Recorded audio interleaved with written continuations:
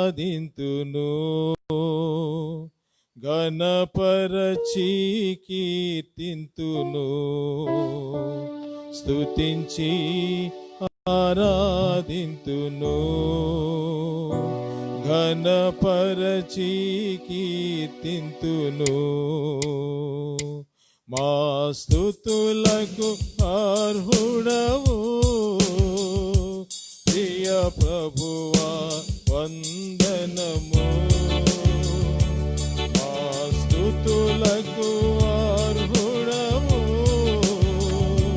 ప్రియ ప్రభువా వందనము రక్షకానికే స్తుతులు యేసయ్యానికే మహిమా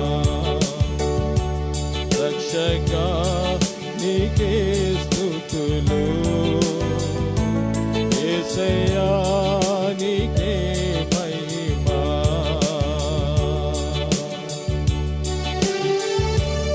స్తోత్రం హల్లెలూయా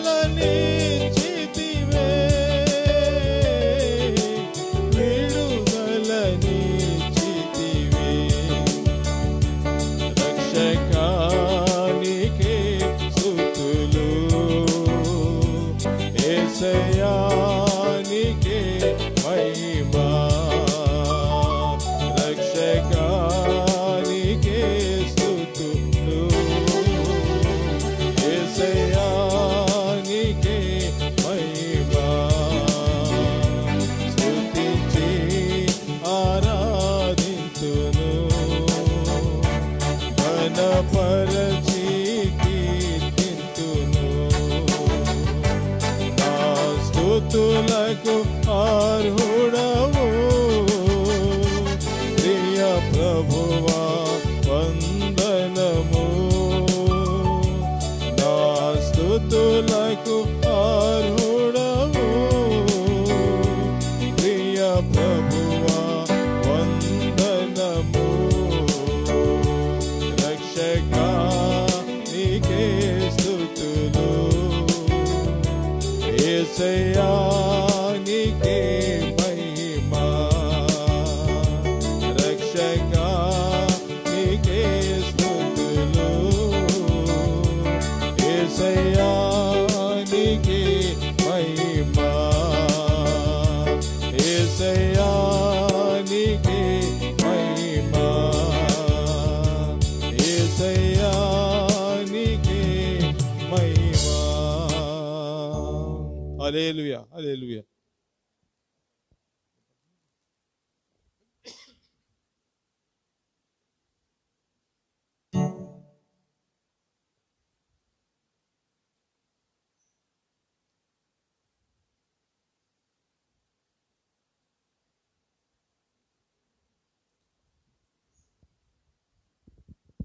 హల్లెలూయా స్తోత్రం హల్లెలూయా.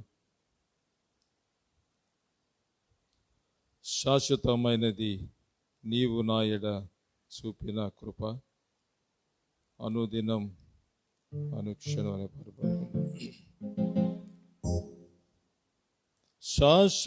శాశ్వతమైనది నీవు నా ఎడ చూపిన కృప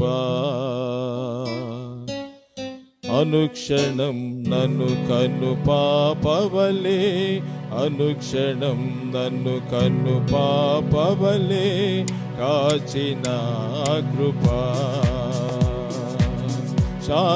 శాశ్వతమైనది నీవు నా ఎడ చూపిన కృప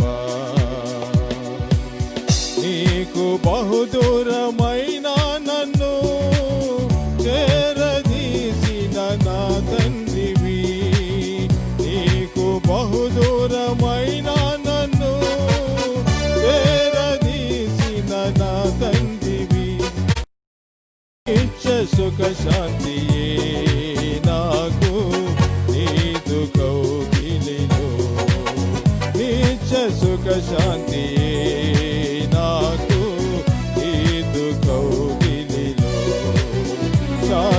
శాశ్వతమైనది నీవు నా ఎడ చూపిన కృప అనుక్షణం నన్ను కన్ను పాపవలే అనుక్షణం నన్ను కన్ను పాపవలే కాచిన కృప శాశ్వతమైనది నీవు నా ఎడ చూపిన కృప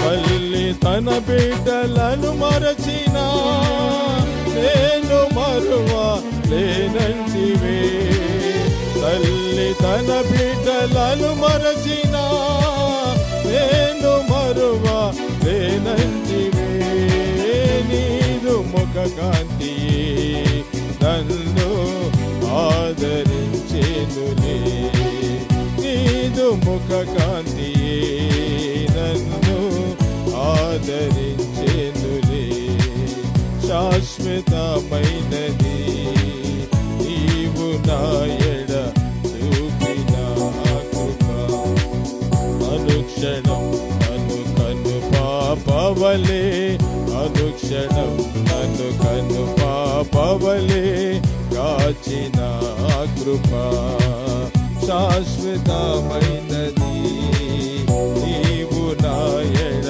చూపిన కృప ఆమేన్ స్తోత్రం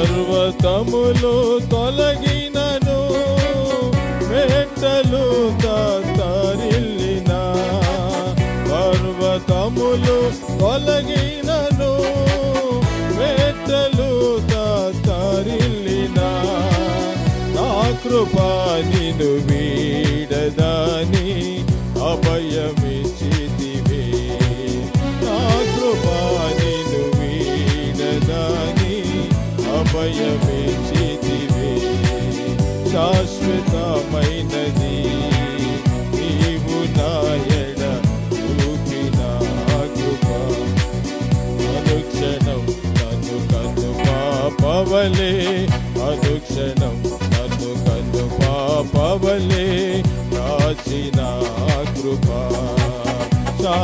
శాశ్వతమైనది నీవు నా ఎడ చూపిన కృప తల్లి తన బిడ్డలను మరచిన నేను మరువాలేనంటివే తల్లి తన బిడ్డలను మరచిన నేను మరువాలేనంటివే నీదు ముఖ కాంతి నన్ను ఆదరించెనులే నీదు ముఖ కాంతియే నన్ను ఆదరించెనులే శాశ్వతమైనది నీవు నా ఎడ చూపిన కృప అనుక్షణం నన్ను కన్ను పాపవలే అనుక్షణం నన్ను కన్ను పాపవలే దాచిన కృప శాశ్వతమైనది నీవు నా ఎడ చూపిన కృప శాశ్వతమైనది నీవు నా ఎడ చూపిన కృప హల్లెలూయా హల్లెలూయా.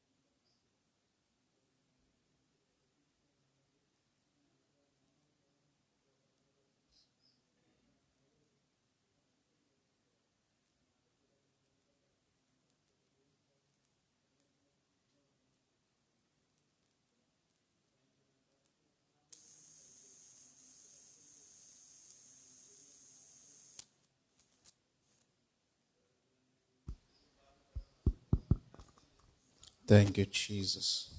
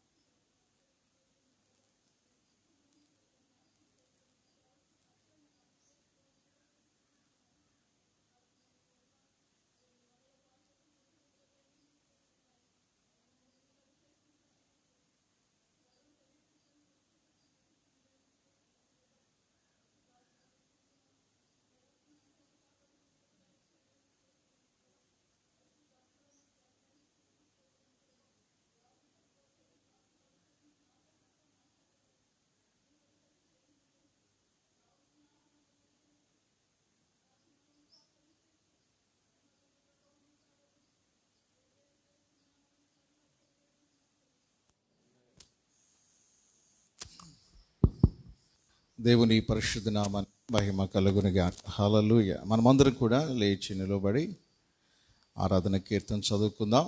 యేసుక్రీస్తు నామంలో కూడిన మీ అందరికీ ఇస్తున్నాను. ప్రైస్తున్నాను. ఈ యొక్క ఆదివారపు ఆరాధన ఎన్నో కీర్తన అండి? 43. గడిచిన వారం సాల్మన్ గారు చదివారు. 43వ కీర్తన చదువుకుందాం. మధ్యలో ఉన్న మన పెద్దలు స్టీవెన్ మాస్టర్ గారు చదివి వినిపిస్తాను.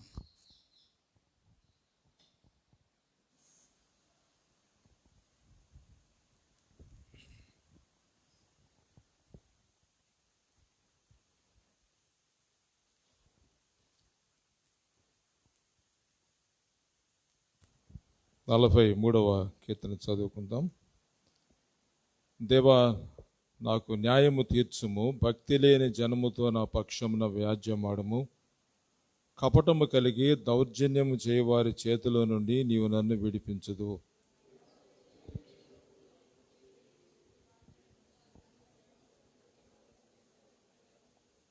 నీ వెలుగును నీ సత్యమును బయలుదేర చేయము, అవి నాకు త్రోవ చూపును. అవి నీ పరిశుద్ధ పర్వతమునకు నీ నివాస స్థలమునకును నన్ను తోడుకొని వచ్చును.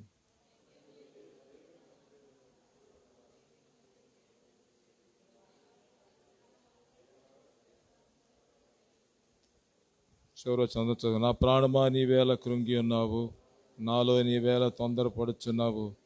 దేవుని యందు నిరీక్షణించుము, ఆయన నా రక్షణకర్త, నా దేవుడు, ఇంకను నేనాయనను స్తుతించెదను. కూర్చుందాం. దేవుని నామానికి మహిమ కలుగును గాక. దేవుడు దాని కృపను బట్టి మనందరినీ కూడా కాపాడుతూ భద్రపరుస్తూ మరి నేటి వరకు తన కృపలో జ్ఞాపకం చేసుకుని 7 నెలలుగా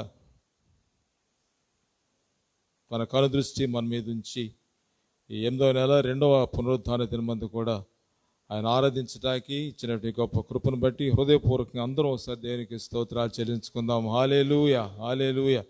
నిజంగా మరి ఒకరినొకరు చూసుకొని ఈ విధంగా దేవుని మహింపరచగలుగుతున్నామంటే దేవుడు మనకి ఇచ్చిన గొప్ప కృప. ఇక్కడ కీర్తనకారుడు రాసినటువంటి మాట మనం చూస్తే మొదటి వచనం, దేవా నాకు న్యాయము తీర్చుము, భక్తి లేని జనముతో నా పక్షమున వ్యాజ్యమాడుము. కపటము కలిగి దౌర్జన్యము చేయవారి చేతిలో నుండి నీవు నన్ను విడిపించుదువు. నీవు నాకు దుర్గమైన దేవుడువు, నన్ను త్రోసివేసిదివేమి. నేను శత్రు బాధ చేత దుఃఖాక్రాంతుడినే సంచరింపనేలని కీర్తనకారుడు తనకు కలిగినటువంటి బాధను, తనకు ఉన్నటువంటి దుఃఖాన్ని, తన యొక్క దీన స్థితిని దేవుని సందులో జ్ఞాపకం చేస్తున్నట్టుగా మనం ఇక్కడ చూస్తూ ఉన్నాం. ఆ తర్వాత అన్నాడు, నీ వెలుగును నీ సత్యమును బయలుదేర చేయము, అవి నాకు త్రోవ చూపును. దేవునికి ఒకసారి స్తోత్రం చెల్లించుకుందాం. హల్లెలూయా. లోకంలో ఎన్నున్నా, ఏ రకమైన పరిస్థితులు అవి ఏమి మనల్ని రక్షించేవి కాదు. కానీ కీర్తనకారుడు అంటున్నాడు, ఈ పరిస్థితులలో నీ వెలుగును నీ సత్యమును నాతో కూడా బయలుదేర చేయమయ్యా, అవి నాకు త్రోవ చూపును. అవి నీ పరిశుద్ధ పర్వతమునకును నీ నివాస స్థలములకును నన్ను తోడుకొని వచ్చును. దేవునికి ఒకసారి మరో స్తోత్రం చెల్లించుకుందాం. హల్లెలూయా. నిజంగా ఈ యొక్క పునరుద్ధాన దినమందు మరి దేవుని మందిరంలో ఈ విధంగా కూర్చొని ప్రార్థించడం అనేటువంటిది దేవుడు మనకి ఇచ్చినటువంటి గొప్ప కృప. అటువంటి మనస్సు, అటువంటి ధైర్యము లోకంలో బయటకు వస్తే ఏమవుతుందో తెలియనటువంటి దినాల్లో దేవుడు ఈ విధమైన మనస్సుని ఇచ్చినందుకు, అవి నీ పరిశుద్ధ పర్వతమునకును నీ నివాస స్థలమునకును నన్ను తోడుకొని వచ్చును. దేవుడు మనకు ఆయన సన్నిధి తోడుగా ఉంచి మనల్ని తోడుకొని వచ్చేటువంటి దేవుడు అంట. నిజంగా మనం బయట పరిస్థితి మనం గమనిస్తున్నప్పుడు భయంకరమైనటువంటి పరిస్థితి, ఎక్కడ చూసినా కూడా ఏదో రకమైనటువంటి గందరగోళ పరిస్థితి. కేవలం ఏదో ఈ కరోనా వ్యాధి వైపు జనాలంతా చూస్తూ ఉంటే మరణాలు అనేక విధాలుగా అనేక రకాల్లో మనుషులకు సంభవిస్తున్న దినాలు మనం చూస్తూ ఉన్నాం. ఎక్కడ చూసినా కూడా ఏదో రకమైన పరిస్థితి. ముంబైలో చూస్తే వర్షాలు వచ్చి ఇళ్లలోకి నీళ్ళు వచ్చేసి నిలవటానికి వీలు లేనటువంటి పరిస్థితి. మరి నేను చూసే మన ఏరోప్లేన్ ఒకటి యాక్సిడెంట్ అయ్యి మరి అనేక మంది అంటే మరణించే సంఖ్య చాలా తక్కువే, కానీ ఊహించడానికి వీలు కానటువంటి పరిస్థితి. అదేవిధంగా మరి లెబనాన్ దేశం బాంబే, అంటే ఎక్కడ చూసినా కూడా ఏదో రకమైనటువంటి గందరగోళమైన పరిస్థితి. కాబట్టి మనం గమనించాల్సిన, క్రైస్తవులు మనం గమనించాల్సిన, ఏదో కరోనా ఒక్కటే మనకి భయం కల్పించేటువంటి మనకి విధానం అని కాదు, కానీ రాకడ దినాల్లో దేవుని యొక్క ఆ, పరిస్థితులు, దేవుడు చెప్పిన పరిస్థితులన్నీ కూడా మన ముందు కనపడుతున్నప్పుడు మనం మరి ఎక్కువగా ఆయన సన్నిధిలో మనం ప్రార్థన చేయవలసిన వారు ఉంటున్నాం. దానియేలు ఒక మాట అంటాడు, అతడు దేవుని యందు భక్తి గలవాడైనందున అతనికి ఏ హాని కూడా కలగలేదని 6వ అధ్యాయంలో ఒక మాట మనకు కనపడుద్ది. ఒక రాత్రి అంతా సింహాలు, మనకు 7 నెలల నుంచి కరోనా వ్యాధి వనపితే మనం చాలా దాని గురించి భయపడుతూ ఉన్నాం. చాలా భయపడాలి మరి పరిస్థితులు కాబట్టి చూస్తున్నాం. మనకి ఎన్ని విధాలుగా మరి వార్తలు వింటున్నాం, ఎన్ని విధాలుగా మరణాలు సంభవిస్తున్నాయి. మరణాలు సంభవించిన వారి పరిస్థితి ఏ విధంగా ఉంటుందని చూసినప్పుడు, ఈ రోజులో మరణం సంభవిస్తే వెళ్ళి పాకిరించి రావడానికి కూడా వీలు కాని పరిస్థితి, మనసు సంక్రమించిన పరిస్థితి అనేటువంటి చూస్తున్నాం మనం. సో ఇటువంటి సందర్భాల్లో ఈ మాట చదివినప్పుడు నాకు చాలా సంతోషం, లేకపోతే ఒక ధైర్యం అనేటువంటిది ఏమనుందంటే, అక్కడ 6వ అధ్యాయం 23వ వచనం అనుకుంటా, 23వ వచనంలో దానియేలు పరిస్థితి మనకు తెలుసు. దానియేలు సింహాల బోన్లో వేసినప్పుడు ఆ రాత్రంతా కూడా దానియేలు సింహాల బోన్లో ఉన్నాడు. తెల్లారి బయటకు వచ్చిన తర్వాత అంటున్నాడు, అక్కడ రాయబడిన మాట ఏంటంటే, అతడు తన దేవుని యందు భక్తి గలవాడైనందున, దానికి ఒకసారి స్తోత్రం చెల్లించుకుందాం. హల్లెలూయా. అతను బలవంతుడైనందున, లేకపోతే అతను చుట్టూ కంచె వేయబడినందున, లేకపోతే అతని దగ్గర 2-3 కత్తులు ఉన్నాయని రాయబడలేదు. అక్కడ ఏమనుందంటే, అతను దేవుని యందు భక్తి గలవాడైనందున. ఈ రోజుల్లో మనం బ్రతుకుతున్నామంటే, ఈరోజు మనం క్షేమంగా ఉన్నామంటే, ఈ రోజున మనం ఆరోగ్యంగా ఉన్నామంటే, ఈ రోజున ఏ రకమైనటువంటి ప్రతికూలమైన పరిస్థితులు మన దగ్గరికి రాకుండా మనం అనుకూలమైన పరిస్థితుల్లో సంతోషంగా కొంతవరకు నెమ్మదిగా ఉండగలుగుతున్నామంటే అది ఆయన యొక్క ఉచితమైన కృప. రెండవది, మనం దేవునిని ఆశ్రయించిన వారముగా, దేవుని యందు భక్తి గల వారంగా మనం జీవించడానికి ప్రయత్నం చేస్తున్నాం. కాబట్టి దేవుడు మనల్ని ఏ హానియో రాకుండా మనల్ని దేవుడు కాపాడుతున్న సంతోషంతో దేవునికి స్తోత్రం చెల్లించుకుందాం. హల్లెలూయా. ఎంత మనకు 4 ఇళ్ళు అవతల వచ్చిందంటేనే మనకు గజగజలాడిపోయే పరిస్థితి, మన పక్కన ఇంట్లో వచ్చిందంటేనే గజగజలాడిపోయే పరిస్థితి, మనకు రాకుండానే అక్కడ ఉండగానే. కానీ దానియేలంట ఆ రాత్రంతా సింహాలు అక్కడ ఎదురుగా ఉన్నాయి, ఎదురుగా కూర్చున్నాడు. కానీ ఉదయకాలం చెప్తున్నాడు, అతడు దేవుని యందు భక్తి గలవాడైన. మన భక్తే మనల్ని బ్రతికిస్తుంది.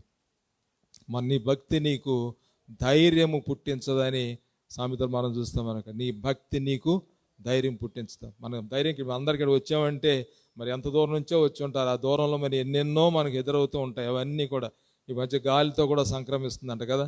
ఎంత గాలి వచ్చినా కానీ మన దేవుడు మనల్ని కాపాడుతున్నాడంటే దేవుడు మనకి ఇచ్చినటువంటి ధైర్యం. కాబట్టి అటువంటి ధైర్యాన్ని మనం అందుకు కలిగి ఉందాం. చివరి అంటున్నాడు, 5వ వచనం అంటున్నాడు, నా ప్రాణమా నీ వేళ కృంగి ఉన్నావు. ఒకవేళ ఈ పరిస్థితులను బట్టి మన ప్రాణం ఒకవేళ కృంగి ఉంటే, ఇదిగో ఈ ఉదయకాలం మన ప్రాణంతో మనం చెప్దాం. కీర్తనగాడు చెప్పినట్టుగా, నాలో నీ వేళ తొందర పెడుతుందేమో.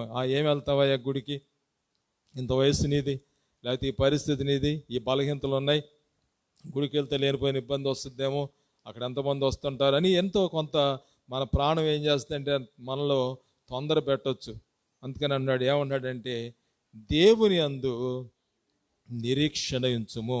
దేవుని యందు నిరీక్షణ. ఎవరు మనల్ని బ్రతికించేది లేదు, ఎవరు మనల్ని కాపాడేది లేదు. ఈ రోజులో మన దేవుని యందు నిరీక్షించుము. ఆయన నా రక్షణకర్త, నా దేవుడు, ఇంకనూ నేను ఆయనను స్తుతించెదను. ఈ 7 నెలలు, ఈ 8వ నెల మాత్రమే కాదు, ముందున్న పరిస్థితి మనం ఊహించలే. జనవరి 1 తారీఖున ఎవరన్నా అనుకున్నారా ఈ 2020 ఎంత భయంకరంగా ఉంటుందని? చాలా సంతోషంగా హ్యాపీ న్యూ ఇయర్ అని, ఆ న్యూ ఇయర్ అని, ఇదని వేడుకలు చేసుకున్నాం. మంచిది, ఆ రోజు తెలియదు మనకి. కానీ పరిస్థితులు వచ్చిన తర్వాత మన ప్రాణం మనలో ఏమవుతుందంటే కృంగిపోతుంది. రెండోది మనల్ని ఏం చేస్తుంది, తొందర చేస్తుంది. అందుకని ఏమంటున్నాడు, ఆయన నా రక్షణకర్త, నా దేవుడు, ఇంకను నేను ఆయనను స్తుతించదను. ఈ పరిస్థితులనే కాదు, రాబోయే రోజుల్లో కూడా మనం ఏం చేయాలంటే ఆయన్ను స్తుతిద్దాం. మన భక్తే మనల్ని ఏ హాని రాకుండా కాపాడుతుంది. ఆయన కృప మనల్ని బ్రతికిస్తుంది.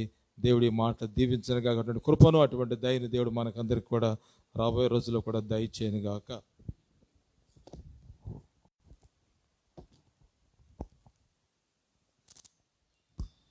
చిన్న ప్రార్థన చేద్దాం. దయచేసి అందరూ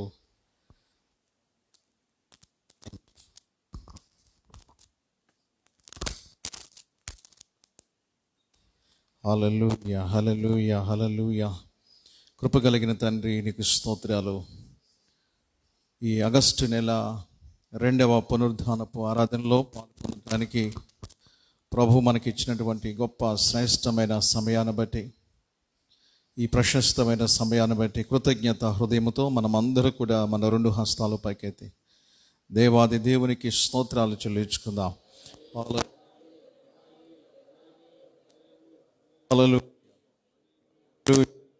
హల్లెలూయా. బ్రదర్ ఫిలిప్ గారు చిన్న ప్రార్థన నడిపిస్తారు.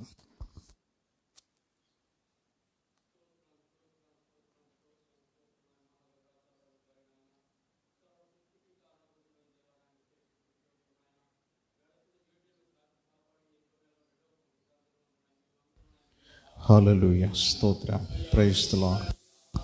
స్తోత్రం స్తోత్రం స్తోత్రం. Thank you Jesus. Hallelujah.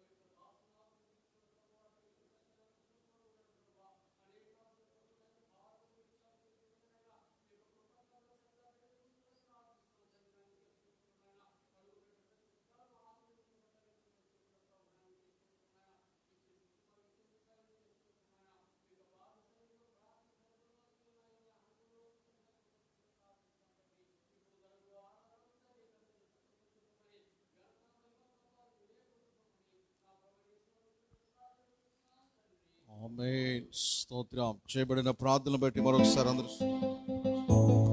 Hallelujah hallelujah hallelujah hallelujah hallelujah hallelujah hallelujah hallelujah hallelujah hallelujah hallelujah hallelujah.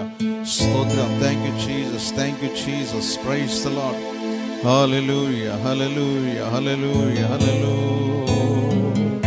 అందరూ కూడా ఏక మనసుతో ఏకాత్మతో ప్రార్థన పూర్వకంగా ఆరాధన చేద్దాం. హల్లెలూయా. స్తుతి మహిమ అందరికీ వచ్చినటువంటి ఆరాధన పాట చప్పట్లు కొడుతూ పాడుతూ ప్రభు నామాన్ని మహిమపరుచుకుందాం.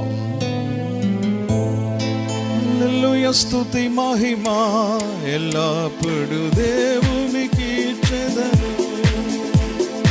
హల్లెలూయా స్తుతి మహిమ ఎల్లప్పుడు దేవునికి ఇచ్చెదము.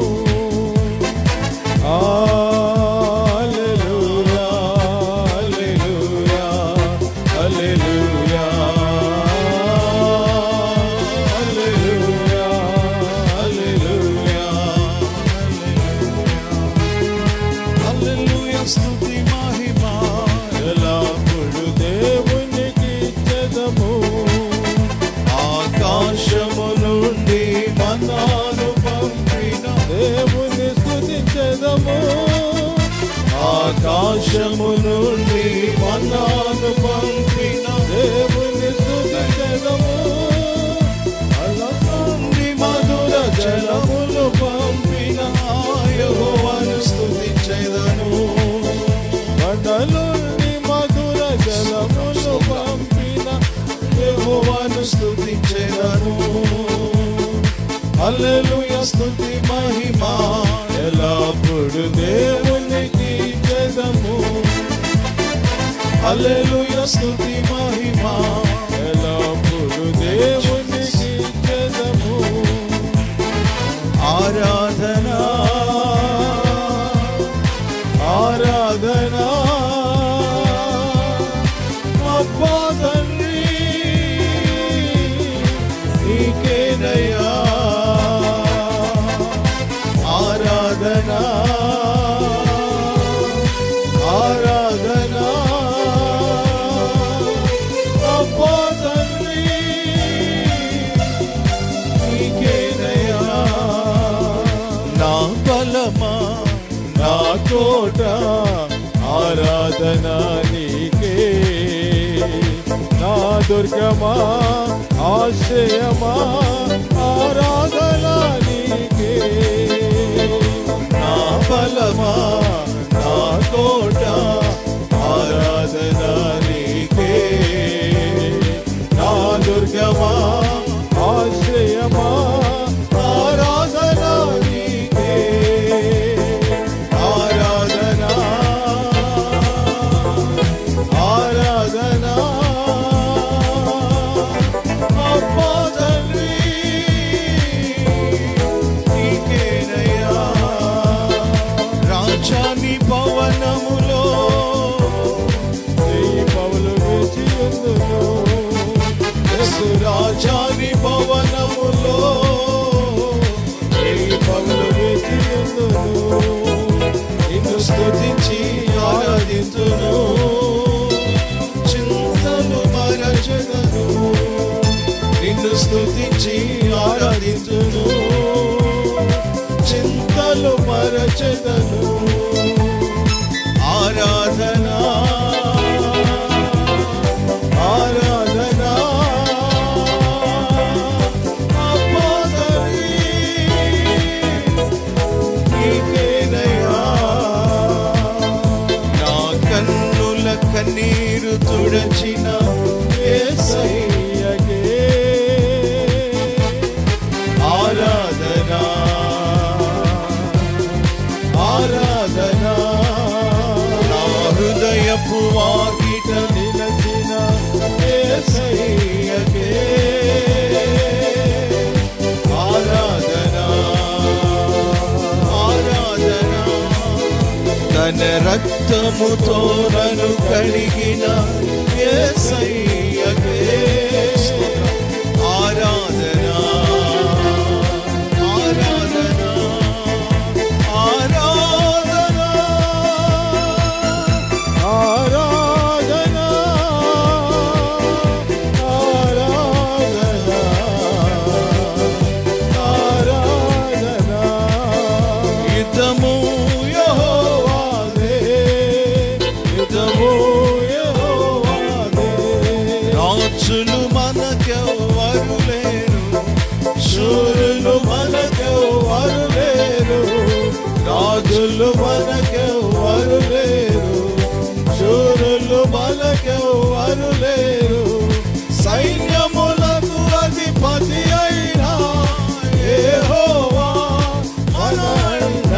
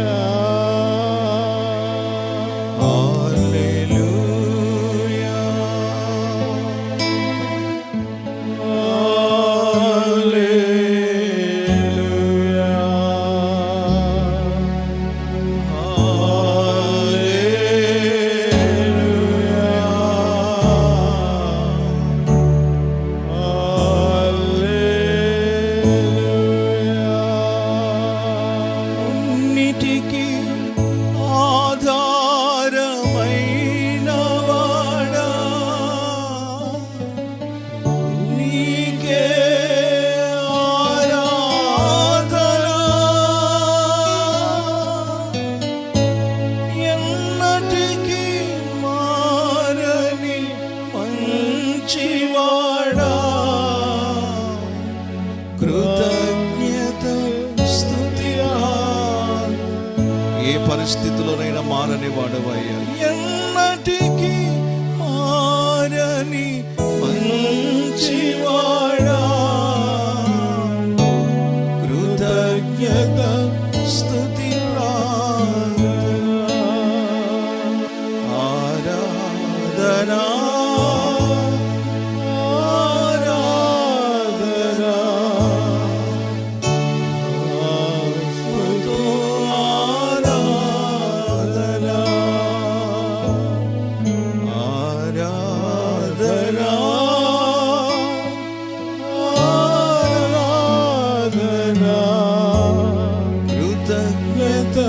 స్తుతి ప్రార్థన.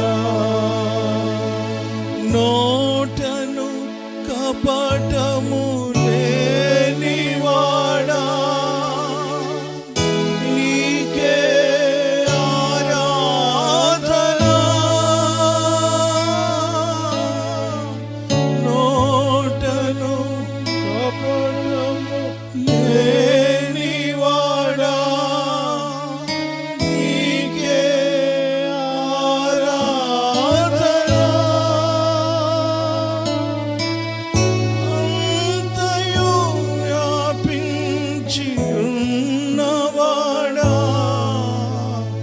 కృతజ్ఞత స్తుతి ప్రార్థన. ఆరాధన ఆరాధన ఆరాధన. ఆత్మతో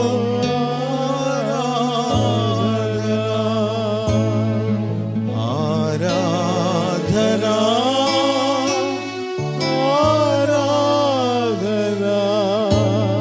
కృతజ్ఞత స్తుతి ప్రార్థన.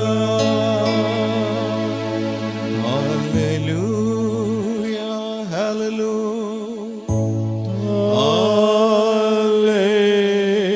హల్లెలూయా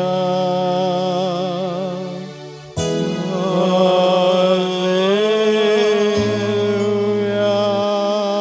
థాంక్ యూ జీసస్.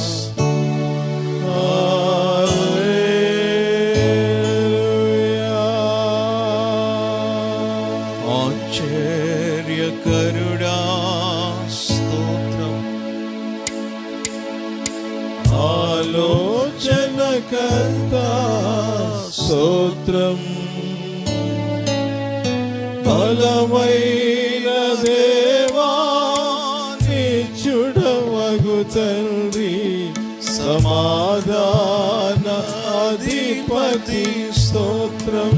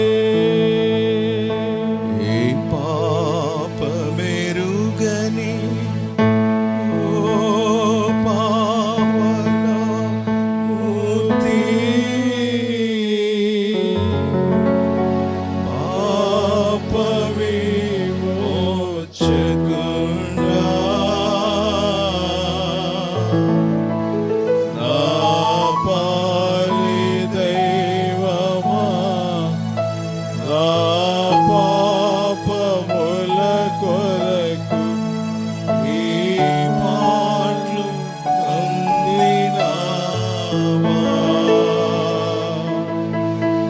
నా పాలి దైవమా, నా పాపముల కొరకు ఈ పాటలు అందినావా. ముళ్ళతో కిరీటమల్లిని శిరముపై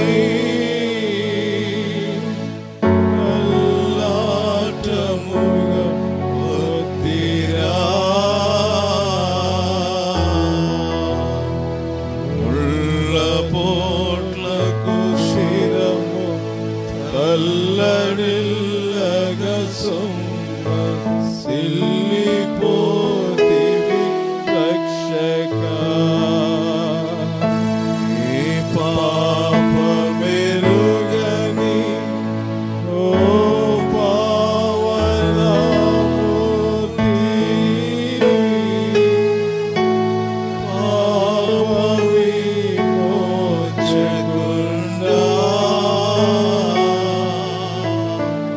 నా పాలి దైవమా, నా పాపముల కొరకు ఈ పాటలు పొందినావా.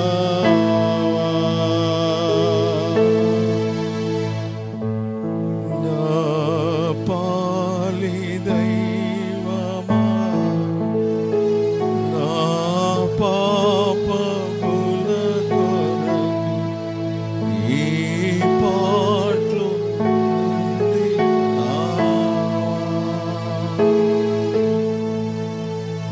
ప్రార్థన చేద్దాం. మన మధ్యలో ఉన్న బ్రదర్ ఆరోగ్యం గారు ప్రార్థన నడిపిస్తున్నారు. Thank you Jesus.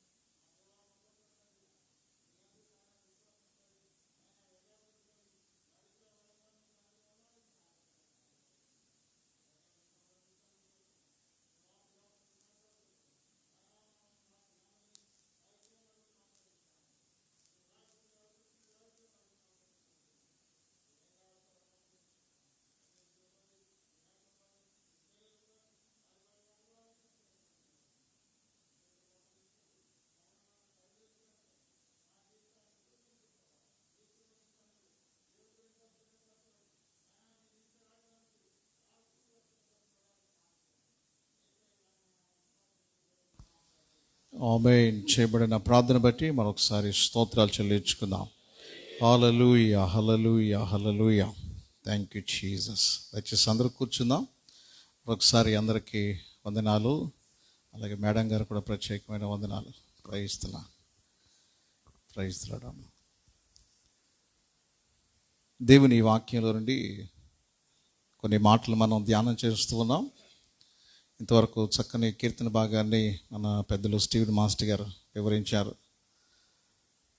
కొన్ని మాటలు మనం దేవుని వాక్యంలో జ్ఞాపకం చేసుకుని ఆ తర్వాత ఆయన రక్తములో శరీరములో మనందరం పాలు పొందాం. మరొకసారి కూడినటువంటి బిడ్డలకు లైవ్లో వీక్షిస్తున్న వారందరూ కూడా మరొకసారి యేసుక్రీస్తు నామములో వందనాలు తెలియపరుస్తున్నాను. దేవునికి స్తోత్రం. సమూయేలు మొదటి 2వ గ్రంథము 21వ అధ్యాయం. సమూయేలు 2వ గ్రంథం 21వ అధ్యాయము 14వ వచనములో ఉన్న 4వ లైను 1, 2, 3, 4వ లైన్లో ఉన్న మాట. రాజు ఇలాగు చేసిన తర్వాత దేశము కొరకు చేయబడిన విజ్ఞాపనమును దేవుడు అంగీకరించెను. అందరూ ఈ మాట నాతో చెప్పండి. రాజు ఇలాగు చేసిన తర్వాత దేశము కొరకు చేయబడిన విజ్ఞాపనమును దేవుడు అంగీకరించెను. హల్లెలూయా. రాజు ఇలాగు చేసిన తర్వాత ఏమి చేశాడో ఒక మాట పోయిన అంటే గడిచిన పునరుద్ధానపు ఆరాధనలో మనం నేర్చుకున్నాం. ఏం జరిగింది అంటే ఆ 21వ అధ్యాయము 1వ వచనం ఉంది. దావీదు కాలమున 3 సంవత్సరములు విడవకుండా కరువులు విడవకుండా వెంటనే మానవుని జీవితంలో ఇటువంటి పరిస్థితులు కొన్నిసార్లు చూస్తూ ఉంటాం. వెంటనే ఒక సమస్య వెనక మరొక సమస్య వెనక మరొక సమస్య. గొంగళ పురుగు విడిచిన దాన్ని చీడ పురుగులు విడిచిన దాన్ని మిడతలు విడిచిన దాన్ని పసర పురుగులని యోవేలు ప్రవక్త ప్రవచించినట్లు కొన్ని పర్యాయాలు ఇటువంటి అనుభవాలు గుండా మనం వెళ్ళవలసి వస్తూ ఉంటుంది. దేవునికి హృదయానుసారుడు, దేవునికి ఇష్టమైనటువంటి దావీదు జీవితంలోని ఈ ప్రతికూలమైన పరిస్థితులు ఏర్పడ్డాయి. ఇక మనం ఏ పాటి వారం? గడిచిన వారం మీతో చెప్పాను, బైబిల్ గ్రంథంలో రాయబడినటువంటి కరువులు 13 ఉన్నాయి. ఆ 13లో 11 కరువులు పాత నిబంధన గ్రంథంలో ఉన్నాయి, ఓల్డ్ టెస్టిమెంట్లో. 2 కరువులు క్రొత్త నిబంధనలో ఉన్నాయి.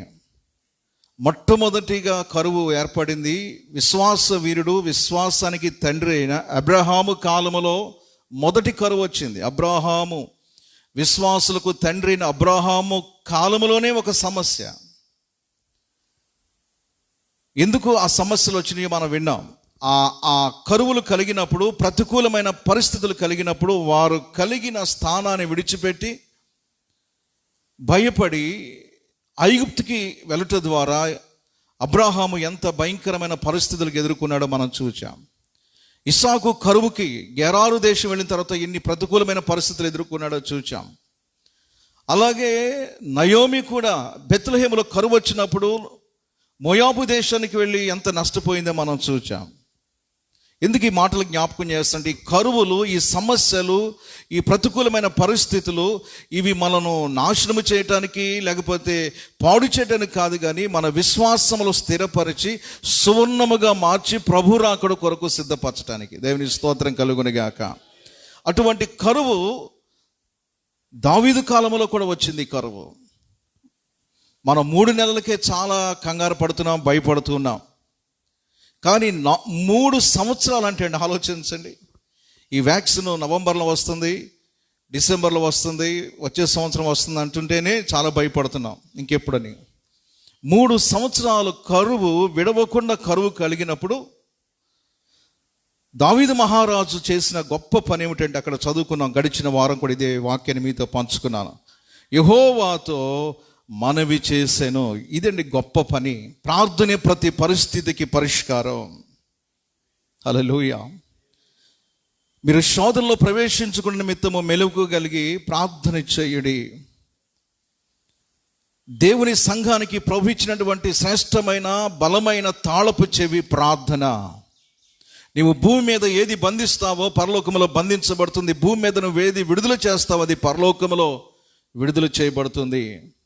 మరి ఇటువంటి ప్రతికూలమైన పరిస్థితుల్లో దావీదు ప్రార్థన చేస్తున్నాడు దేవునితో యెహోవాతో మనవి చేయగా. ఏ సంవత్సరం చేశాడంట? 3వ సంవత్సరం. మొదటి సంవత్సరం చేసినట్లేదు బైబిల్లో, 2వ సంవత్సరం చేసినట్లేదు, 3వ సంవత్సరము ఇంకా విడవకుండా వస్తుండగా ఇక దావీదుకు అర్థమైంది, ఇక మనం దేవుని సన్నిధికి వెళ్ళాలి, ప్రార్థించాలి. హల్లెలూయా. చాలాసార్లు మనం కూడా అంతే, ఏదైనా సమస్య వస్తే అనుకుంటాం ఏదో జరుగుంటుందిలే, వాతావరణం వలనో లేకపోతే పొల్యూషన్ వలనో లేకపోతే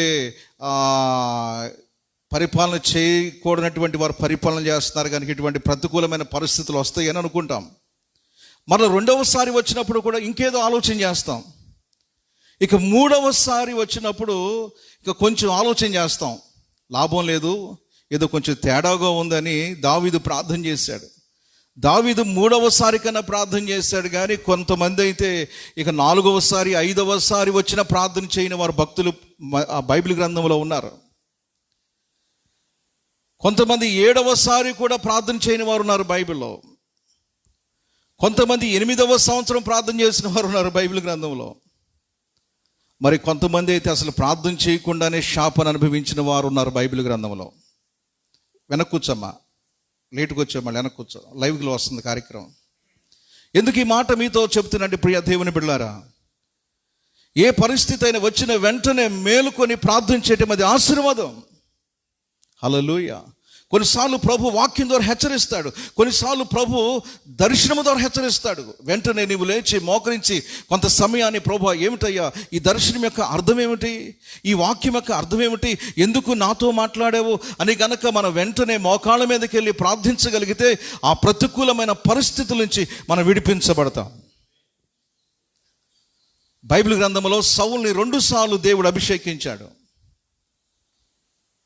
అయినా సౌలు గుర్తించలేదు గనక సౌలు కుటుంబము చెరిపివేయబడినది అని ఉంది బైబిల్లో. ఇంకా ఒక్కరు కూడా సౌలు కుటుంబంలో మిగలలేదండి. దావీదు పొరపాటు చేశాడు, కానీ పరిశుద్ధాత్మ దేవుడు దైవజనుడైన ప్రవక్తను పంపించి హెచ్చరించినప్పుడు వెంటనే మోకాళ్ళ మీదకు వెళ్ళి దావీదు పశ్చాత్తాప హృదయముతో ఆ పాపము చేసిన వ్యక్తిని నేనే, అతిక్రమములను దాచిపెట్టుకున్నవాడు వర్ధిల్లుడు వాటిని విడిచిపెట్టువాడు కనికరం పొందను. దావీదు ఎందుకు దేవునికి హృదయానుసారుడిగా మార్చబడ్డాడంటే వెంటనే తన తప్పును ఒప్పుకొని ఆ దైవజనుడి ఎదుట ధైర్యముగా చెప్పగలుగుతున్నాడు, ఆ పాపము చేసిన వ్యక్తిని నేనే. అందుకే దేవుడు దావీదు ఎడల ఒక ప్రత్యేకమైన ప్రణాళిక కలిగి ఉన్నాడు. నా చిగురు నీలో నుంచి వస్తుందని వాగ్దానం చేయబడింది. గడిచిన వారం కూడా మీతో చెప్పాను, దావీదు మహారాజు ఎందుకు ప్రార్థన చేశాడు దేవుని మందిరానికి వెళ్ళి. అతను కరువు ఉందా? రాజు కరువు ఎందుకు ఉంటుంది? ఈ లాక్డౌన్ పరిస్థితిలో అనేక మంది ఇబ్బందులు పడుతున్నాం. ప్రపంచంలో ఉన్నటువంటి ధనవంతులు ఉన్నారు, వాళ్ళకైనా ఇబ్బంది ఉంటుందా? ఈ వైరస్ 10 సంవత్సరాలు వచ్చినా వాళ్ళకేమి ఇబ్బంది కలగదు. దావీదు మహారాజుకి కరువు కలగల, అయినా ప్రజల కొరకు దేవుని మందిరానికి వెళ్ళి ప్రార్థన చేస్తాడండి. ఏం ప్రార్థన చేస్తున్నాడు? యెహోవా, మొదటి వచనము, దావీదు యెహోవాతో మనవి చేసెను, అందుకు యెహోవా ఇలాగూ సెలవిచ్చెను, సౌలు గిబియోనీయులను హతము చేసిన గనక అతనిని బట్టియు నరహంతులకు అతని ఇంటి వారిని బట్టియు ఈ శిక్ష కరువు కలిగేను. అందరి మాట చెప్పండి.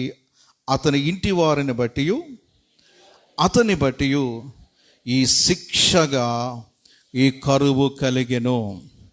ఇప్పుడు చెప్పండి, అసలు కరువు ఎందుకు వచ్చింది దావీదు కాలంలో? దావీదుని బట్టా, సౌలుని బట్టా? అప్పుడు సౌలు ఉన్నాడా పోయాడా? అప్పుడు చనిపోయాడు సౌలు. ఆ కరువు సౌలు కాలంలో రాలేదండి, తన పిల్లలు ఉన్నటువంటి కాలంలో వచ్చింది కరువు. కొన్ని పర్యాయాలు తల్లిదండ్రుల యొక్క దోషము బిడ్డల మీదకి వస్తుందని బైబిల్లో ఉంది. సౌలు చేసిన అతిక్రమం ఏం చేశాడు? గిబియోనీయులు వారు చాలా మంచివారు. ఆ చరిత్ర చాలా ఉంది, చెప్పడానికి టైం లేదు. వారు వేడుకున్నారు, మమ్మల్ని చంపొద్దు, మీకేమి నష్టం చేయమన్నారు. వారు ఇశ్రాయేలుకు చాలా సహాయం చేశారు. కానీ సౌలు వారితో మంచిగా నటిస్తూ గిబియోనీయులను ఏం చేశాడంట? చంపేశాడండి అమాయకులను. ఆ చంపివేయట ద్వారా, నిరపరాధుల యొక్క రక్తము ఒలికించటం ద్వారా దేవుని యొక్క శిక్ష సౌలు మీదకి రావాల్సింది వారి పిల్లలు సంతానం మీదకి అనుభవిస్తున్నారండి. 1 నెల కాదు, 2 నెలలు కాదు, ఎన్ని నెలలు అంట? 3 సంవత్సరాలు. కొన్నిసార్లు అంతే, ఎవరో చేసిన దోషము ఆ బిడ్డల మీదకి రావటం ఎంతో ఆశ్చర్యాన్ని కలిగిస్తూ ఉంటుంది. అది దావీదు కాలంలో వచ్చినటువంటి, దావీదు కాలంలో జరిగిన పొరపాటు కాదది. ప్రియ దేవుని బిడ్డలారా, ఈ దినం మనం ఒకసారి జ్ఞాపకం చేసుకుందాం. ఆయన రక్తంలో శరీరంలో పాలు పొందుతుండగా ఎవరికి వారిని మనం జ్ఞాపకం చేసుకుందాం. ఒక పశ్చాత్తాప హృదయంతో, ప్రభువా ఈ ప్రతికూలమైన పరిస్థితుల్లో ఉన్నామయ్యా, ఎవరికి చెప్పుకోలేని పరిస్థితులు ఎవరికి చెప్పుకుంటామండి? గొప్ప గొప్ప నాయకులు, అధికారులు, ప్రధానులు, హోమ్ మినిస్టర్స్, రాజులు సహితము, ప్రపంచంలో అగ్రదేశాలతో సహితము గడగడగడలాడిపోతున్నారు.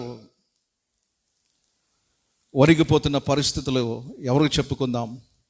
ప్రభు యొద్దకు వచ్చాం, ప్రభుకు మనం చేసుకుందాం, మన అపరాధములు మనం ఒప్పుకుందాం, ప్రజల యొక్క పాపాలను మన పక్షమున ఒప్పుకుందాం. నిజంగా క్రైస్తవుడు అంటే ఇతరుల యొక్క భారాన్ని భరిస్తూ కన్నీరు గార్చి ప్రార్థన చేసేవాడండి. మన సంఘంలో అనేక మంది ప్రార్థన చేస్తూ ఉంటారు. ఎవరో సమస్యను మన సమస్యగా తీసుకుని ఏడ్చుతూ ప్రార్థన చేసే బిడ్డలు ఉన్నారు మనకి. దావీదు మహారాజు ప్రార్థన చేస్తున్నాడు. ఏమిటయ్యా ఈ శిక్ష అంటే? ప్రభు క్లియర్గా చెప్పాడండి, ఇది నీ పాపం వల్ల వచ్చింది కాదు, ఈ శిక్ష నీ అవిధేయత కాదు. ఇదిగో సౌలు గిబియోనీయులను, అమాయకులను ఏం చేశాడంటే చంపాడు. ఆ రక్తము, ఆ పాపము శిక్షగా ఈరోజు కరువుగా మారింది. ఒకవేళ ఇదేమన్నా మన దోషమో, మన పితరుల దోషమో ఏదైనప్పటికీ దేవుడు క్షమించి మన ప్రపంచ దేశాలను దేవాది దేవుడు స్వస్థపరచునుగాక. ఒక్కసారి 2 చేతుల పైకెత్తి స్తోత్రాలు చెల్లించుకుందాం. ఆక్రాందన కేకలు పెడుతున్నారు, కొట్టుకుంటున్నారు, వేదన పడుతున్నారు, మూలుగుతున్నారు. సరైనటువంటి ఫెసిలిటీస్ లేక అల్లాడిపోతున్నటువంటి మన దేశాన్ని మన దేవుడు రక్షించునుగాక, ఈ శిక్ష నుంచి విడిపించునుగాక. ఇది కేవలము శిక్ష. గడిచిన వారం మీతో చెప్పారు, పాత నిబంధన గ్రంథంలో 11 కరువులు వచ్చినాయి శిక్షను బట్టి. కానీ క్రొత్త నిబంధనలో 2 కరువులు, అది కూడా అపోస్తుల కార్యముతో ఆ కరువు ముగించబడింది. ఆ అపోస్తుల కార్యం తర్వాత కరువు అనేటువంటిది లేదు, రాయబడలేదు.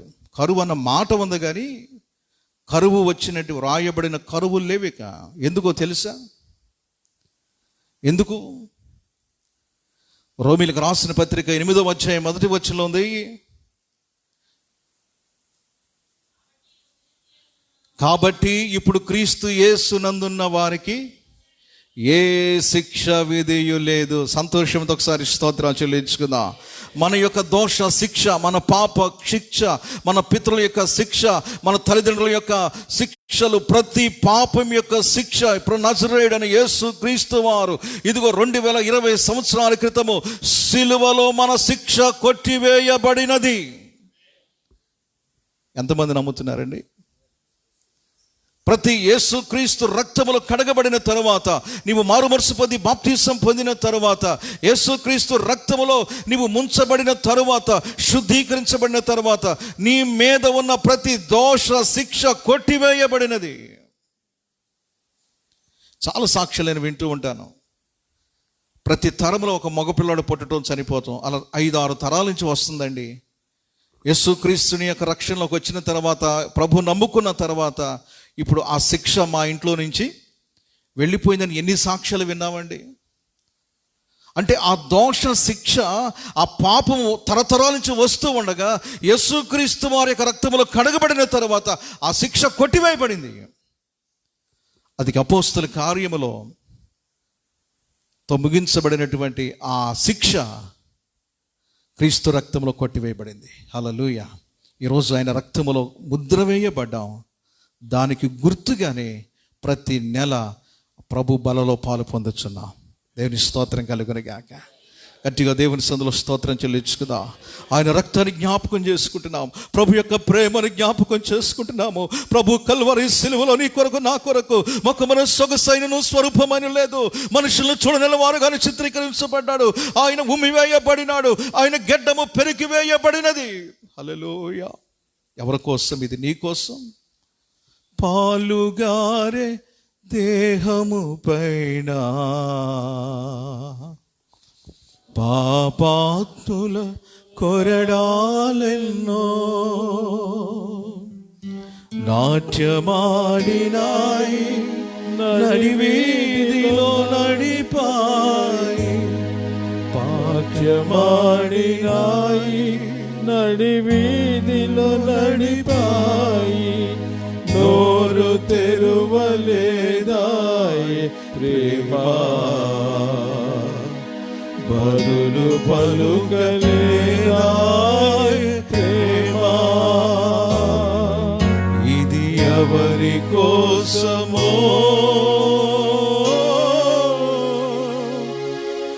ఇది కోసమే, ఇది నీ కోసమే, సిలువలో సాగింది యాత్ర.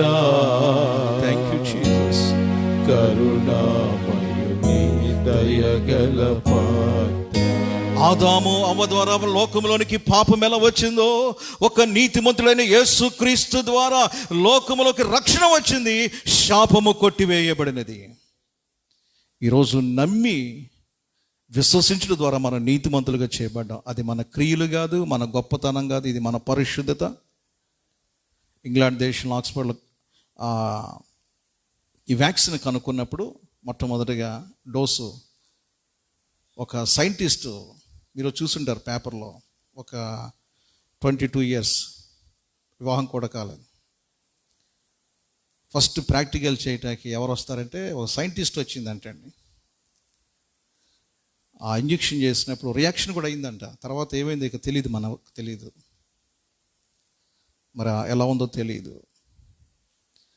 ఈరోజు మనం ఎప్పుడు వస్తుంది వ్యాక్సిన్ అని ఎదురు చూస్తున్నాం, కానీ ఈ వ్యాక్సిన్ ప్రాక్టికల్లో ఎంతమంది బలైపోతున్నారు, ఎంతమంది స్వచ్ఛందంగా ముందుకెళ్తున్నారండి. వారి కోసం కూడా మనం ఏం చేయాలి? ప్రార్థన చేయాలి.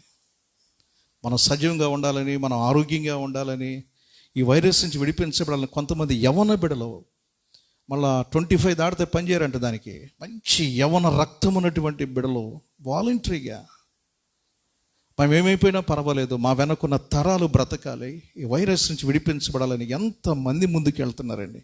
అటువంటి బిడలకి దేవుడు కృప అనుగ్రహించును గాక. వాళ్ళు వెళుతున్నారు, వాళ్ళు ఓకే అయితే ఈ 3వదో ఎన్నోదో జరుగుతుంది. ఆ తర్వాత మన సంతోషంగా మనం హ్యాపీగా తీసుకుని కార్లలో, బళ్ళు మీద, ఫ్లైట్లో తిరుగుతాం మనం. కానీ మన ముందు అనేక మంది అవయవాలు కోల్పోయారు, డిజేబుల్డ్ అయిపోయారు, మైండ్ డెఫెక్ట్ అయిపోయినాయి.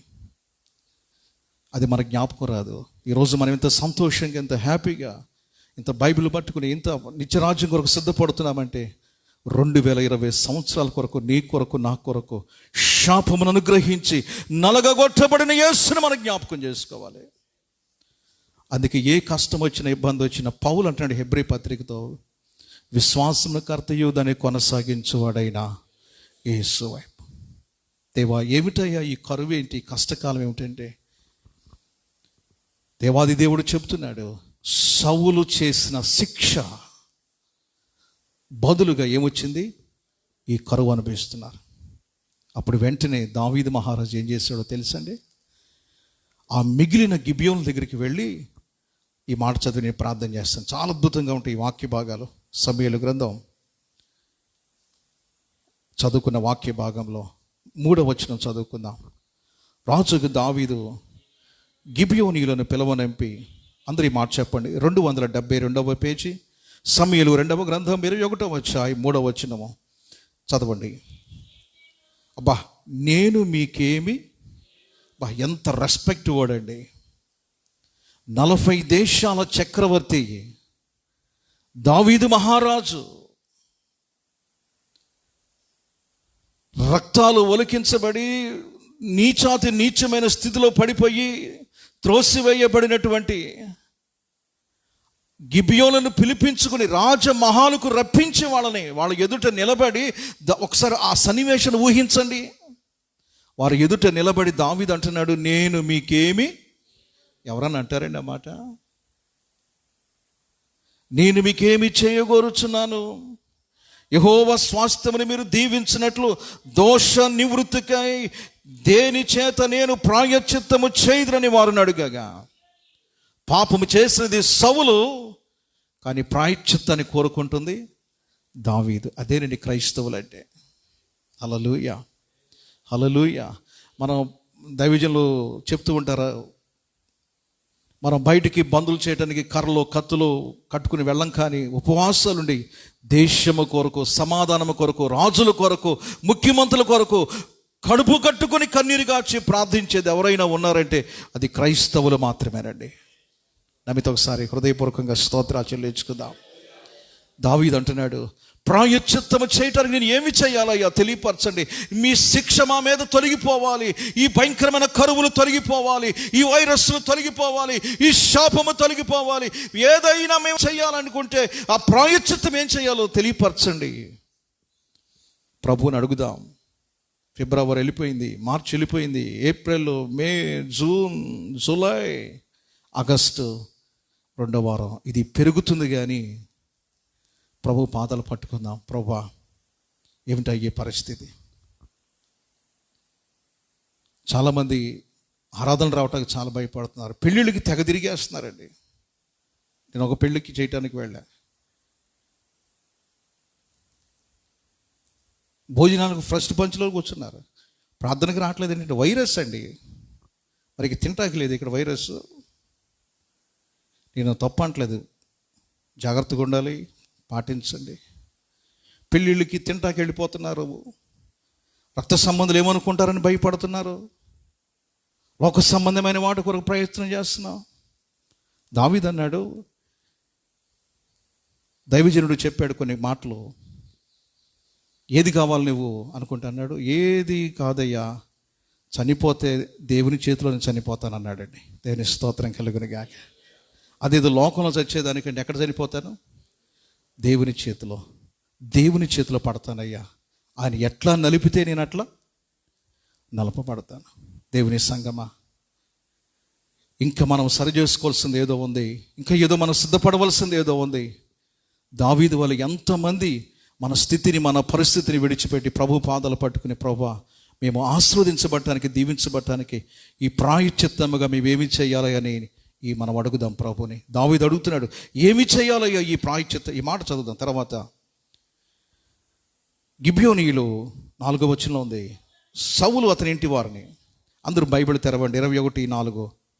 ఇంటి వారు చేసిన దాని మీద ప్రాయశ్చిత్తము కలుగుటకే వెండి బంగారములే కానీ ఇశ్రాయేలులో ఎవరినైనా చంపుటే కానీ మేము కోరటలేదని. అంతటా దావీదు, మీరేమి కోరుదురో దాన్ని మీకు, అబ్బా ఎంత గొప్ప మాట అండి, మీరు ఏది కోరతారో నేను దాన్ని మీకు చేయదనగా వారు మాకు శత్రువులై మమ్మల్ని నాశనము చేయొచ్చు. ఇశ్రాయేలీల సరిహద్దులలో ఉండకుండా మేము లయమగినట్లు మాకు హాని చేయి నిర్దేశించిన వాని కుమారులలో 7 మాకు అప్పగించు. గిబియోనీలు ఎంత మంచోడో తెలుసు. అది నేను ఆ స్థానంలో ఉంటే ఏమడిగేవాడంటే, అడగనే అడిగాడు రాజు అనుకు, నీ రాజరకు నాకు కావాలి, నీ వెండి కావాలి, బంగారం కావాలని అడిగేవాడిని. ఒక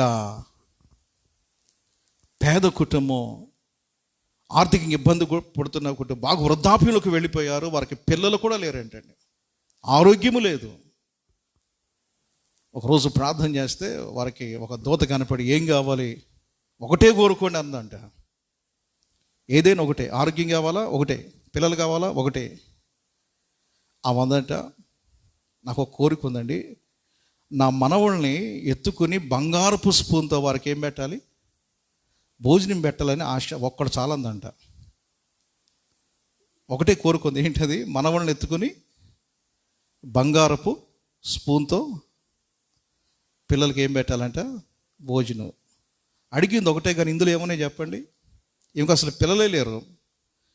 పిల్లలు పుట్టాలి, మళ్ళీ వాళ్ళకి పిల్లలు పుట్టాలి. ఆ మనవాళ్ళు మనవరాలని మా మాస్టర్ గారు ఎత్తుకున్నట్టుగా ఎత్తుకోవాలి.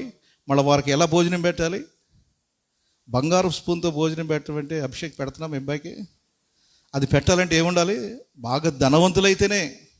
అంటే ధనం ఉంది, అందులో ధనం కావాలని ఉంది, మనవాళ్ళు చూడాలని ఉంది. ఆ తర్వాత ఆల్రెడీ వాళ్ళకి వయసు కూడా అయిపోయింది. వాళ్ళు ఇంకా వయసు ఎంతవరకు వెళ్ళాలంటే మనవాళ్ళు చూసే వయసు కూడా. ఎంత కృప అండి!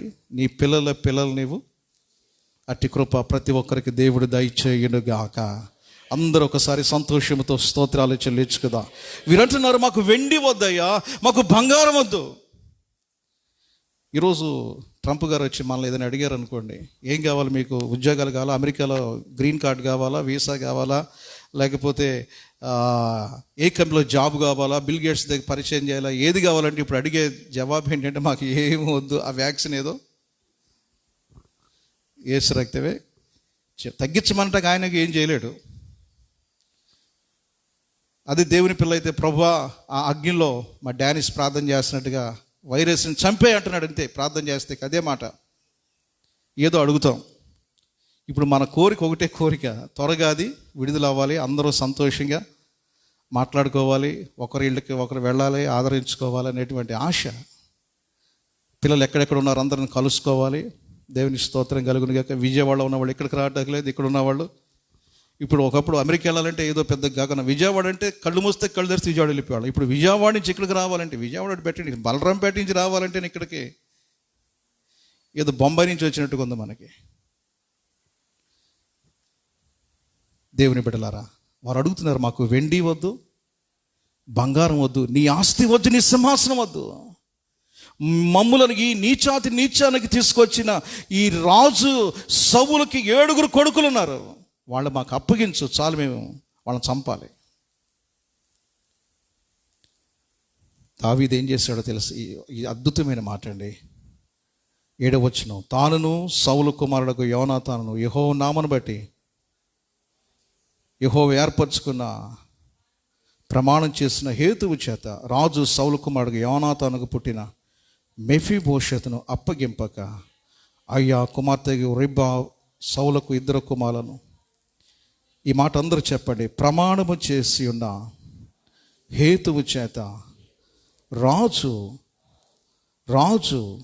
సౌలు కుమారుడుకు యోనాతానుకు పుట్టిన మెఫీబోషెతును అప్పగింపక, ప్రమాణము చేసి ఉన్న హేతువు చేత మెఫీబోషెతును అప్పగింపక.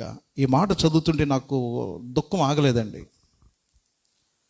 దావీదు మహారాజు ఎప్పుడో ప్రమాణం చేశాడండి, కొన్ని సంవత్సరాల క్రితమే. అయ్యా, నాకు మిగిలింది ఒకే ఒక కుమారుడు, కుంటివాడు, ఏం పేరు, మెఫీబోషెత్. అతను జాగ్రత్తగా చూసుకుంటే దావీదు ఆ రోజు ప్రమాణం చేశాడు, చాలా సంవత్సరాల క్రితం. ఇదిగో ఇతను నేను నా కొడుకులాగా నేను చూసుకుంటాను, ఏ ప్రమాదం రానివ్వను అని యోనాతానుతో చేసిన ప్రమాణాన్ని జ్ఞాపకం చేసుకుని, గిబియోనీయులు 7 అడిగినప్పటికీ మెఫీబోషెత్తును మాత్రం ఇవ్వలేదండి. ఒకసారి స్తోత్రాలు చెల్లించు కదా. ఎవరి మెఫీబోషెతు కుంటివాడు, ఎవరి మెఫీబోషెతు అంగవైకల్యము కలిగిన వాడు, లోపము కలిగిన వాడు, ఎందుకు పనికిరాని వాడండి మెఫీబోషెత్. ఆత్మీయ అర్థం ఏమిటంటే, దావీదు మహారాజు ప్రభుని యేసు క్రీస్తుకు సాదృశ్యంగా ఉన్నాడు. ఈ మెఫీబోషెత్ ఎవరంటే నీవు నేనేనండి.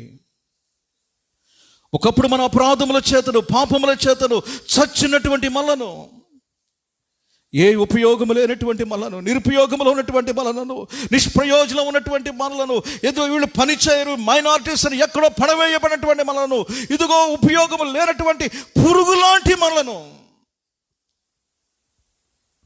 అలనాడు అబ్రహాముతో చేసిన ప్రవచన వాగ్దానాన్ని ప్రభు జ్ఞాపకం చేసుకుని, మన తండ్రులతో చేసిన వాగ్దానాన్ని జ్ఞాపకం చేసుకుని, ఇదిగో నేను నిన్ను విడిచిపెట్టను, ఇదిగో తల్లి విడిచిన తండ్రి విడిచిన ముదిమి వచ్చు వరకు నేను నిన్ను ఎత్తుకొని వాడను, మీరు నా చేతిలో ఉన్నారు, ఎవడని మిమ్మల్ని అపహరింపనేరడు. ప్రియ సహోదరి, ప్రియ సహోదరుడా, ఇదిగో మనం ఎన్నిక లేని వారమండి, మనం చాలా బలహీనము.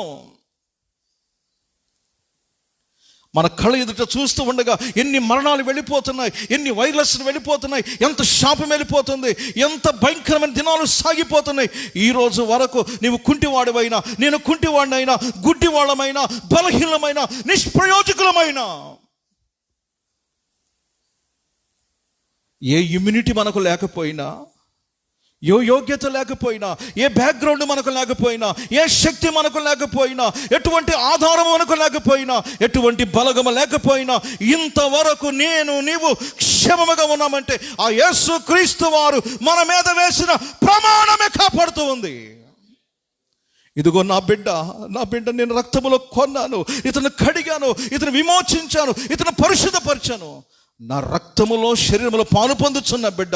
ఇదిగో ఇతను బలహీనుడు అవ్వచ్చు, ఇతను ఎన్నిక లేని వాడు అవ్వచ్చు, ఇతనికి ధనము లేకపోవచ్చు, ఇతను నిష్ప్రయోజకుడు అవ్వచ్చు, కానీ గిబియోనీలారా, ఇదిగో శాపాన్ని కలిగిస్తున్న వాళ్ళారా, ఏడ్చుచున్న వాళ్ళారా, నష్టమును కలిగించున్న వాళ్ళారా, ఈ మెఫీబోషెతును మీరు ముట్టటానికి వీలు లేదు.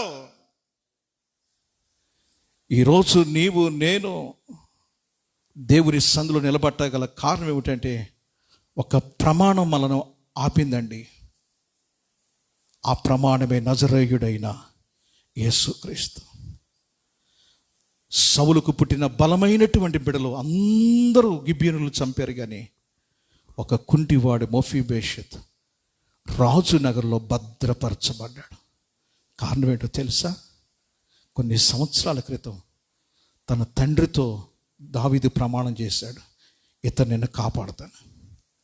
ఇశ్రాయేలును కాపాడువాడు కునుకాడు, నిద్రపోడు. ఈరోజు వరకు నీవు నేను క్షేమంగా ఉన్నామంటే మనకు తల్లిదండ్రులు లేకపోవచ్చు, మనకు బ్యాక్గ్రౌండ్ లేకపోవచ్చు, రాజకీయ నాయకులు లేకపోవచ్చు, అధికారులు లేకపోవచ్చు. ఈరోజు వరకు క్షేమంగా ఉన్నామంటే మనకు ఒక రాజు ఉన్నాడు, మనల్ని కాపాడుతున్నవాడు, మనల్ని భద్రపరుస్తున్నవాడు, మనల్ని ఆదరిస్తున్నవాడు, మన మీద ఎంట్రుక రాలిన లెక్క పెడుతున్నవాడు, మన అడుగుల లెక్క పెడుతున్నవాడు, మన యొక్క అడుగు జాడలను చూస్తున్నటువంటి వాడు. పచ్చిగల చోట్ల పరుండు చేయుచున్నాడు. నీ దుడ్డు కర్రయ్యు నీ దండములను ఆదరిస్తు. ఏముందండి మనలో? ఏ యోగ్యత ఉందండి? ఏ మంచితనం మనలో ఉందండి? కేవలము మన తండ్రితో చేయబడిన ప్రమాణమే మన రాజు మనల్ని కాపాడుతున్నాడు. అందరూ ఒకసారి స్తోత్రాలు చెల్లించుకుందాం. ఇది చేసిన తర్వాత దేశం మీద ఉన్నటువంటి ఆ కరువు ఏమైందంట? తొలగిపోయింది.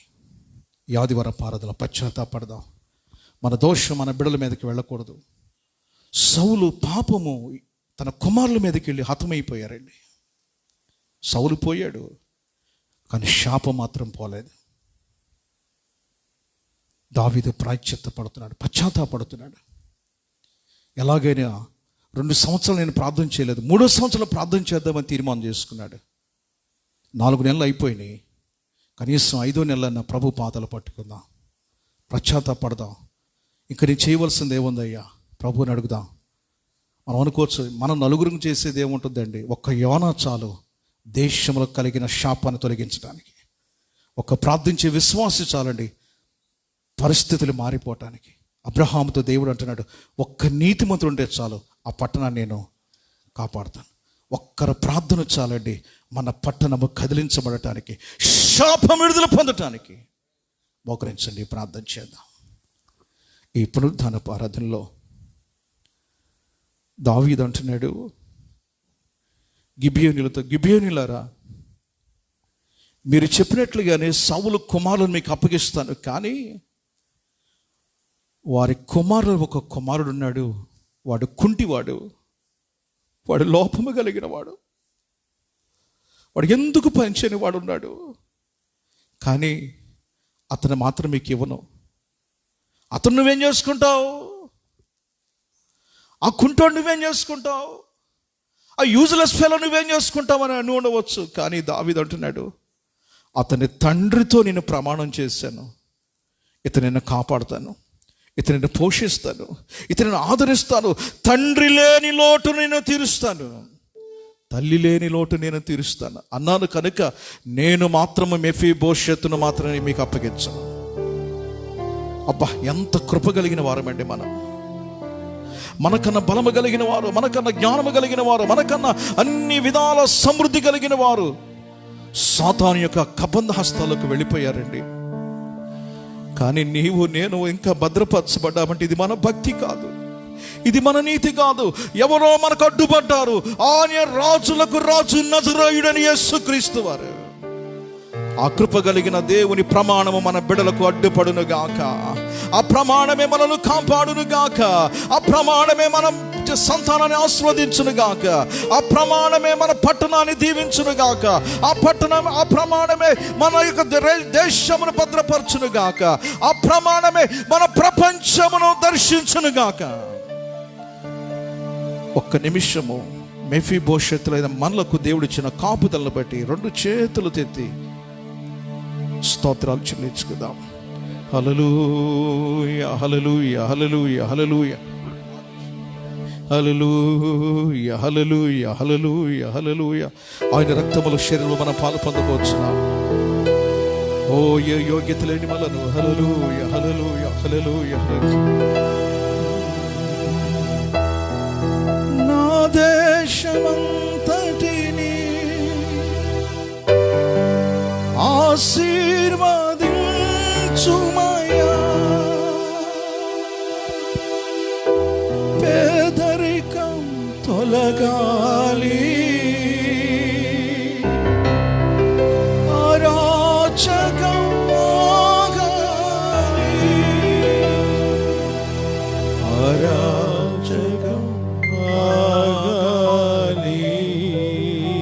యజమానుడా యజమానుడా నా యేసు రాజుడా తండ్రి నీ సన్నిధిలోనే సంతోషించి స్తుతి పాడెదా తండ్రి నీ సన్నిధిలోనే సంతోషించి స్తుతి పాడెదా ఎప్పుడయ్యా నిన్ను చూచెదా ఎప్పుడయ్యా నిన్ను చూచెదా నా మది తప్పించెను నా మది తప్పించెను యజమానుడా యజమానుడా నా యేసు రాజుడా నా దేశమంతటిని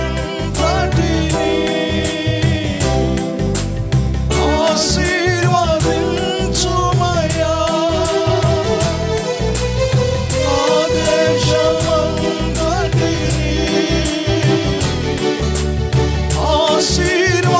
ఆశీర్వదించుమయ్యా పేదరికం తొలగాలి పేదరికం తొలగాలి అరాచకం ఆగాలి అరాచకం ఆగాలి